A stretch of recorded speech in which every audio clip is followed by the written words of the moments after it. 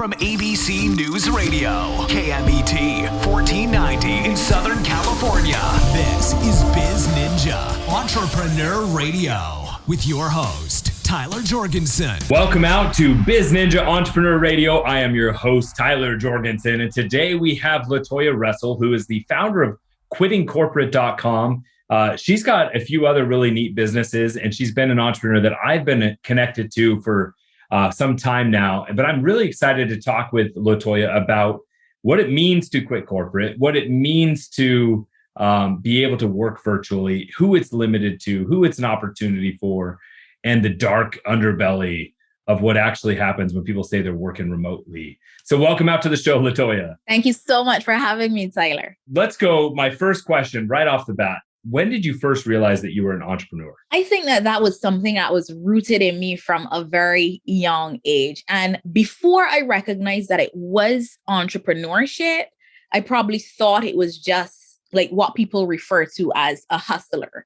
But being a hustler then was me having, I kid you not, I had 3 jobs at one point. So I'd work an 8:30 until 4:30 job. Then I'd leave there and head to a 5:30 until 9 p.m. And then I'd work a 12 a.m. shift until 8 a.m. and rush out to get to the 8:30. And at that time, it was just really that. And I had no big responsibilities back then. So it was money for traveling and fun with my friends and carnival and whatnot. But I was always trying to make sure I had income at all times. So that was really it. So income, even if you're only sleeping 3 hours a day. Yeah. The 12 a.m. to 8 a.m. shift, that was for a record company. So because it was at night and the height of activity would happen when there are events. So like Christmas time, New Year's Eve. But other than that, it was pretty slow. And I got really accustomed to picking up the phone. Even if I was sleeping, got really accustomed to picking up the phone. Like it was bright, happy morning. Hey, thank you for calling. That's funny. So once the ring came through, my pet voice was up and ready. Got it. So I think that's interesting. I think there's a lot of people who start their entrepreneurial journey just as being a hustler, right? Really just being willing to work harder than the people around them because it means they're going to get to a goal of a lifestyle or flexibility or whatever it is. And they all, there's that old saying that, entrepreneurs are willing to work 80 hours a week for themselves to avoid working 40 hours a week for somebody else. So you did the opposite. You started working 80 hours a week for someone else. And then you said, okay, I'm willing to put in the work. How did you make the transition from, grinding nonstop for other people? How did you first invest in yourself? In my quest to figure out how I can always be making money, I realized, at some point you get tired. So as a teenager, those 3 jobs and whatnot was fine.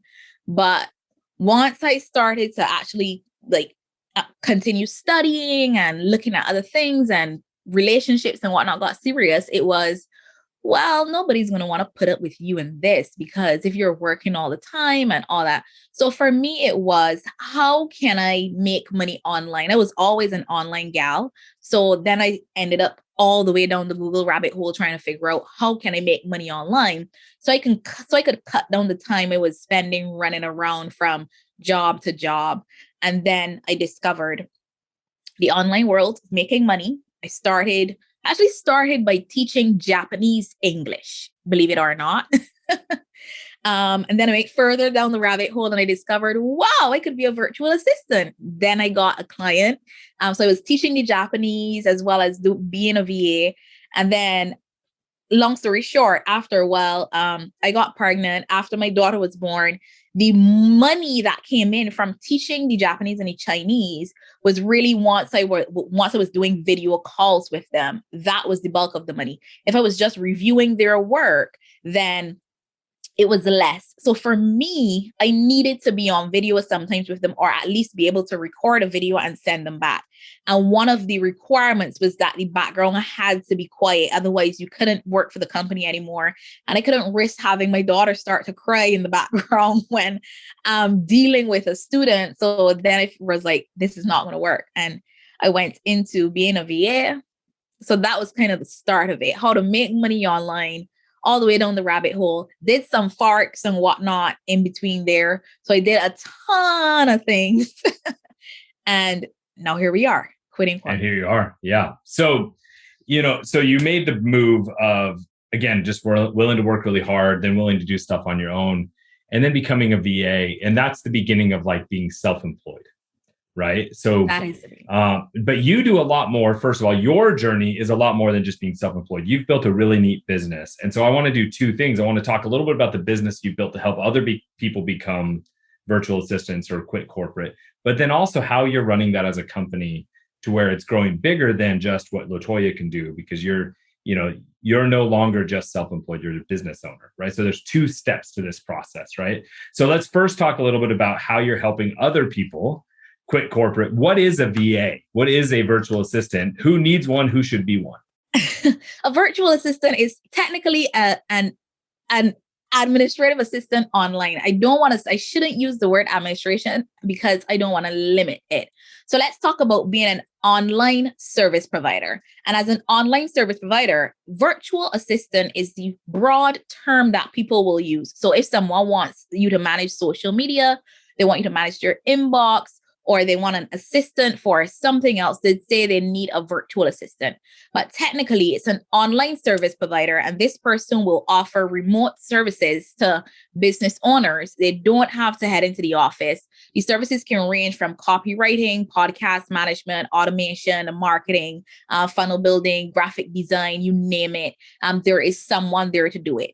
So holistically, some people will call themselves virtual assistants. You'll find social media managers, graphic designers, funnel building, there's tech VAs, and all of these people will fall under the online service provider category, which everybody or most people will refer to as virtual assistants. And anybody can become a VA. You don't have to have our online service provider. There is no degree necessary as long as you have some skill, you know how to use a computer, have some stable internet, and you can get into it. I really like the difference of the term online service provider as opposed to virtual assistant. I think when virtual assistant started, it was very minimal of what opportunities were really there. And it was really people, very basic administrative stuff. But most of my team works remote. Most of them are online service providers, right? And even though we have a brick and mortar location and we have the ability to do that, most of our clients treat us as an online service provider too. So it makes a lot of sense. What are some of the big pitfalls that people wanting to become OSPs are making? What are some big mistakes that they should, what are the common mistakes to avoid? A common mistake is, the biggest one I should say, is actually not believing in yourself and not taking it as seriously as you would want to. And when I say that, what I mean, or delaying the start, for lack of better explanation, because some people are eager to do this. They know that they want to do it. But then when you talk to them, you say, well, how long did you want to become a VA? They tell you 2 years. How many clients do you have? I haven't been able to find a client as yet. So there are a lot of people that start, they get some training, they buy some, they invest in themselves, they get some courses, and then they are scared to actually go out there and talk to clients. They feel as though they need experience because they don't recognize that they already had that experience from whatever they were doing in corporate or whatever other job they had, probably interacting in their day-to-day lives with people, customer service. If you've been a customer service representative for someone, wherever you were working, maybe Amazon, Wendy's, wherever you were, you answered a telephone, you had to give people exceptional customer service, and you can write your English well or whatever language the company you're working with requires, then you already have skills to be a customer service online service provider. I totally agree. I think one of the easiest things is simply to think of the idea that you're going from employee to self-employed. And so the skills and jobs you were doing, now you just need to go do those, but to go find a client to do them for and have the online control. What are the upsides? Why should somebody quit corporate instead of there's some security theoretically to staying employed, right? What are the upsides of quitting? The upside is that really you can control your income. That is the number one thing for me, and anybody for that matter. If you are really invested in your business and you know what you want to do, there is nothing that will beat being able to control the amount of money that you have. And I think that that is one of the reasons I kept 3 jobs, because to me at the time, that was the best way to always have money coming in from different places. But if I wake up tomorrow and I go, oh my God, I need $2,000 more to do this thing, or shoot, my friend's getting married, I want to go to their wedding, but this dress costs $500 that I don't have, or $300, $200, whatever it costs, I can decide, you know what?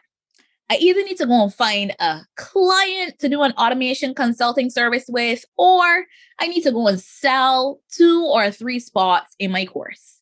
And you can't do that with your salary. When it hits on the 25th or whatever day you get paid and you spend it, it's gone. You have to wait for the other month. You're lucky if you get paid every week, because then the money's coming in faster.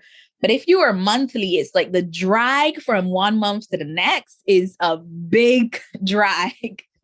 Yeah. So I agree that control of your future and control of your income is super important.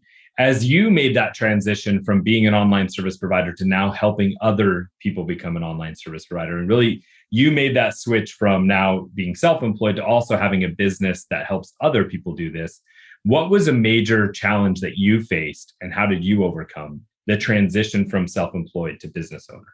A major challenge was, maybe you didn't have any. Maybe it was all perfect the whole time and you never had to overcome anything. Actually, I think it's a case where actually managing people and letting go is one of them, because it's easy for us to get up and it's easy for me to want something and do it myself, because I can do everything I need in my business myself. After all, I was the one person for a couple of years. So now Right. it's also understanding and recognizing. There has to be a point where you recognize, you know what? Yes, you want this done a certain way, but there might be somebody that can do this way better than you.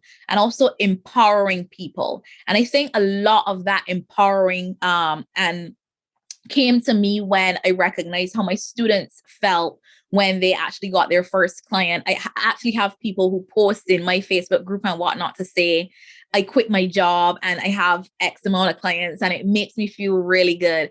So when I have someone on my team that I'm putting on and they're growing, and I start to see how excited they are when they learn something and they can take it over, it really helps me to recognize that this is not only something that I'm doing externally, but I need to be building it internally as well, because I am training people to start their own online businesses. But I also need to empower my own team to take over stuff as well and understand that it's not just me anymore. And I have people that are willing to assist and do it, and people that believe in where we are. I had this one team member that once I was hiring, her application stood out to me like nothing else.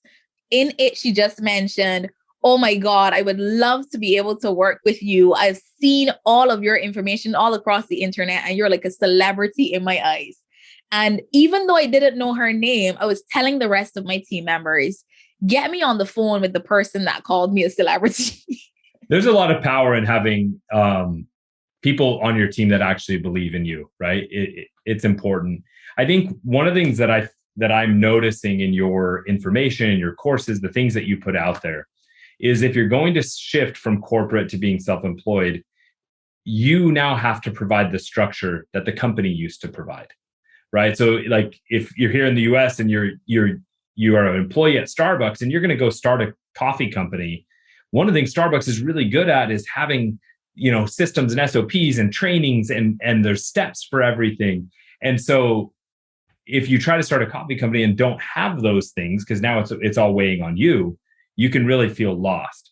And I think that's something that you teach in Quitting Corporate, is providing a lot of that structure for them. How important are SOPs and systems if you're going to scale and do something on your own?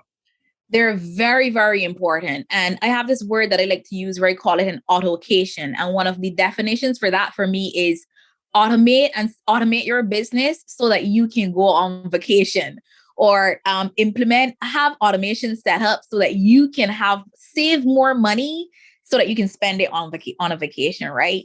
So those things are very important, because if you do not systematize early, or you don't put SOPs and processes in place, and you don't automate stuff that you're doing manually, when it's time to bring on more team members and pass off stuff, you actually have to be there to answer all of their questions, and it's a pain.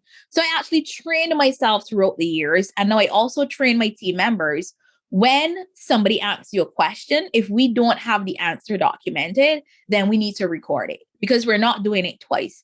If you're at a space, or let's say you're in the store and you check a message and you have to respond because it's time sensitive, make sure and send a task to your task list so that you remember that this needs to be recorded to put in the vault. I also have documents that I called, like I have sheets where it's like all the links to everything are listed in there, podcast links, blog links. If I got featured somewhere, they're in there. You want to keep track of those things, the landing pages, every single thing. And I call those things like my automation Bible, sort of, because when those things get lost, you can't remember. And then there comes a time where you really need them.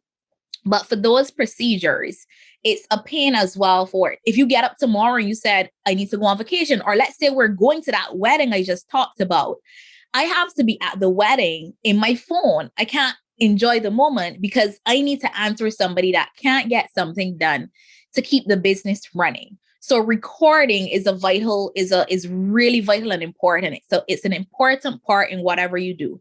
And if somebody asks a question and it's not time sensitive, you don't need to answer it now.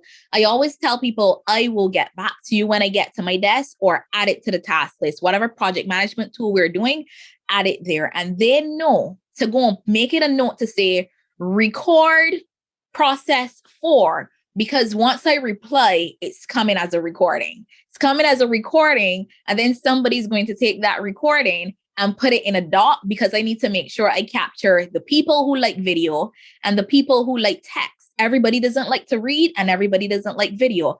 I do not want to receive an SOP that is a 10-minute video. My mind will blow. Give me the doc. And some people do not want to read that 2-page document. They want the video. And we try to keep them 5 minutes. If they have to be longer, we put them at 10 minutes. And if it gets to that 10-minute mark, then that means there needs to be a part 1, 2, and 3, because it's a long process. I feel this deeply. We're currently working through this in our company right now, in our marketing agency, where there's a lot of things that have just been getting done that as we're trying to delegate now, we need to make sure there's clarity of SOP. And I don't like video or voice messages, but a lot of people on my team do. So I'm like, I know it sounds weird that I'm going to give it to you as a video, and I'm telling you not to give me things as a video, but that's one of the joys of being the boss, is I get to say which way I want it. Yes. But I believe in giving people both. Like, hey, let's get the video on there, and then let's have it typed out as well for the people who prefer that. Yes. I'm a big believer of meeting people where they are and leaning into strengths, as opposed to trying to change everyone, right? And not only because of preference too, as well. I recognize because of disability or inability. Because if you're hearing impaired and you need to read, then we need to make sure that we have you covered as well. Absolutely. That's a very good point. It's not just preference. Sometimes it's a need, not a want. So when people come to you that they're saying they want to quit corporate, they want to quit their job, is probably what they're saying, and they want to work for themselves. And you mentioned something that was really interesting, that a lot of times people have been saying they've been wanting to do this for 2 years. How do you help them actually get started and start making money? And because people get stuck. I do this in e-commerce all the time. They've been telling me about it for years and they don't take that first step. How do you get them to take that first step and actually move on? It's really empowerment. And the way I like to show people is I tell them it's a confidence booster first. So there's a lot of noise on the internet when you're trying to become an online service provider. And the noise is really, everything is telling you, make a lot of money, get rich quick, and all these, we're going to make a lot of money fast. And I try to let people, or my students or people in my communities, know that the first thing to making this step is going to be confidence. So one of the tips I give is, even if somebody tells you that you need to be charging $30 an hour, you need to make sure that you build your confidence first. And if you can't have a discovery call or a sales call with a potential client and you can't get that $30 per hour out of your mouth, then you're not ready. You're not confident enough. So if you feel like you can get $10 an hour out of your mouth, then you start there and then make it a thing. Have a note that said, okay, I told this person $10. So the next time I get on a call, I'm going to say 12 or 15. And the next time I get on a call, I'll take it up by $3 or $5 more so that you eventually get to $30. The key is to get somebody to say yes, to get your first client and not get the first client at the highest rate possible. Because number one, if you don't have any experience, people already know when you're coming online for the first time. And if you can be very transparent to say, you are going to be the first person that I'm working with. If you want to say that, there are people who are ready and willing to give you a chance. You don't have to pretend that you've been in this business for 6 years and you know the ropes. Like, people know that you have experience from whatever you were doing before. It's transferable. So they're not going to think that you're oblivious to the world and you can't get this done. So the key is to actually get your first client. That boosts your confidence. When you get that done, then you know, okay, oh my God, I can do this. That's when you really feel like I can do this. And you can put that 2 years that you were trying behind you and actually come out and say, I can't believe I finally got a client, because the money doesn't matter. You didn't have it anyway. You were trying it for 2 years and you have $0 from it. So if you make $10 an hour now, like, come on, it's an upgrade, right? So we're building confidence that way in my communities. That is very refreshing from the idea of just double your prices or raise your prices, which I've never liked that from an arbitrary standpoint, because it assumes that the person giving the advice already knew that the person was undercharging. Some people are overcharging. That does happen. But I really like that it was not just, no, charge less. It was charge less, but then build up. Yeah. So find the place where you're comfortable so that you can sell properly, and then move up to a point where you're reaching the upper ends of that price point, where it's a place that's more healthier for you and it's where you want to be. I really like the stepping stones for that. Yeah. Yeah. Good stuff, LaToya Russell. Loving it. What's next for you? What are you working on? What are you building? What I am building, I just actually launched our digital product shop that I am excited about. There are a lot of people in my community who are scared to jump into my automations course, because my specialty is teaching service providers tech and automations. So I am thinking about starting, this isn't confirmed yet. I may put something out there that is a little lower level than that, so that people can get their foot in and build more confidence rather than jumping directly into that niche so they can come up there. Hoping also to, tap into a market that I haven't gotten into yet. So a lot of great things are happening. I just launched the Quitting Corporate podcast last month, and I am looking forward to great things. All really, really good stuff. So you have your DCOM, your digital product site. You've got your new podcast. Everyone should go check out Quitting Corporate podcast. You can search that, or you can go to LaToya's Instagram and find that in the links. You had a lot of neat things. I know my business is always in need of online service providers helping on automations, things like that. Do you help people that you train also find, like, if someone's looking for a online service provider, do they go to you, or do they just go Google, help me automate stuff? Oh, definitely. People can hire my students at hire.quittingcorporate.com. There we go. You can find great tech VAs there. I've had some great, we like to call ourselves in the community, they're referred to as automation pros, right? They don't say virtual assistant, they're automation pros, or they say automation specialists. But you can find an online service provider that specializes in tech and automation by following that hire.quittingcorporate.com. And I also have a large community of service providers who are in all sorts of different niches. So we also assist with that as well. If someone sends me a message or a note to say, hey, can you post this job in your community for me? We still get it out there for them. I love that. So you used a term earlier called autocation, and I loved that, because If you can set up your business correctly to run properly, then you can go on vacation and not be married to your phone or your laptop. It's one of the reasons I don't like the idea of laptop lifestyle, or like, I'm like, no, when you're on the beach, you should be on the beach. Like take a time, take a moment, right? Enjoy yourself. I'm a big believer that building businesses, we do it so that we can have the lifestyle that we want. What's your next big autocation or your next big thing on your personal bucket list you're going to accomplish in the next 12 months?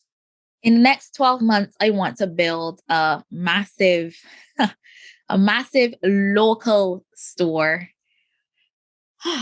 That's the big, I had to take a deep breath because saying that out loud is scary.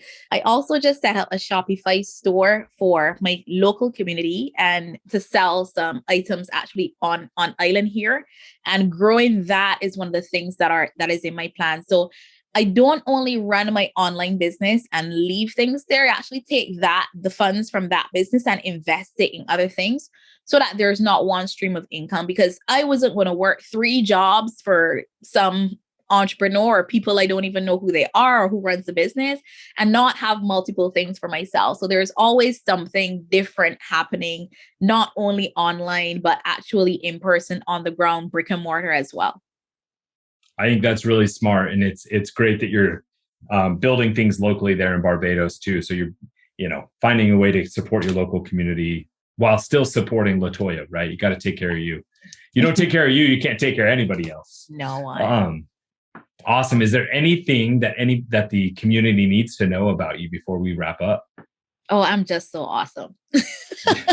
I think they've gathered that, but I totally agree. So please go check out quittingcorporate.com. You can find LaToya on Instagram. You've got a couple of accounts. You can check out Quitting Corporate or by LaToya R. I don't know if that's how you say it, but You can check that out on Instagram, and you can find all of her links and everything from there. Please go give her a like and follow. And to all my Biz Ninjas, wherever you are listening, tuning in, watching, or whatever it is today, it's your turn to go out and do something. Thank you for listening to BizNinja Entrepreneur Radio with Tyler Jorgensen. Please make sure to subscribe so you're first to hear new interviews and episodes. If you found this podcast to be valuable, please share it with a friend. Don't forget to visit our online dojo at bizninja.com to claim your reward for listening to the show.